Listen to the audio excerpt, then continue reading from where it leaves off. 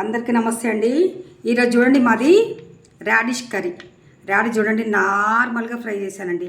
నేను deep fry చేయను, ఎర్రగా ఫ్రై చేయను, నార్మల్గా ఉడికితే చాలు. దీంట్లో ఎన్నో పోషక విలువలు కలిగినటువంటిది అండి ఇది.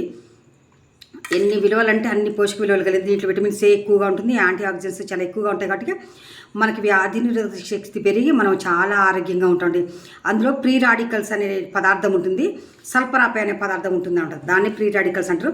దానివల్ల క్యాన్సర్ కణాలను చంపుతుందండి. ఇది ఏదైతే అబ్నార్మల్ సెల్ ఉందో మన బాడీలో క్యాన్సర్ కణాలని చంపి ఆరోగ్యవంతంగా వస్తుందండి. మన స్కిన్ కూడా చాలా మెరిసేలాగా ఉంటుందండి. దీంట్లో వాటర్ కంటెంట్ ఎక్కువ ఉంటుంది కాబట్టి డీహైడ్రేషన్ తగ్గించి మన చర్మాన్ని సౌందర్యవంతంగా వస్తుంది, డైజెషన్ని బాగా మెరుగుపరుస్తుందండి. హై ఫైబర్ ఉంటుంది కాబట్టి మలబద్ధకాన్ని నిరోధిస్తుంది, జీర్ణక్రియని మెరుగుపరుస్తుంది. దీంట్లో పొటాషియం ఎక్కువగా ఉంటుంది కాబట్టి మన గుండె మెదడు చాలా ఆరోగ్యంగా ఉంటుందండి. మనకు పొటాషియం తక్కువైతే నడవలేము, నీరసంగా ఉంటుంది ఎముకల్లో. పొటాషియం తగ్గినప్పుడు, బ్లడ్లో పొటాషియం తగ్గినప్పుడు ఇది చాలా తినొచ్చు అండి. చాలా ఎంత మంచిది తింటే అంత మంచిదండి.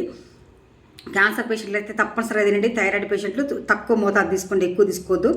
దీంట్లో పెసరపప్పు, మినపప్పు, జీలకర్ర, 2 పచ్చిమిరపకాయలు, కొంచెమే కారం, వెల్లిపాయలు వేసి మంచిగా దూరగా ఎగరించండి. చాలా బాగుంది. చూడండి, ఉట్టిదే తింటండి కర్రీని.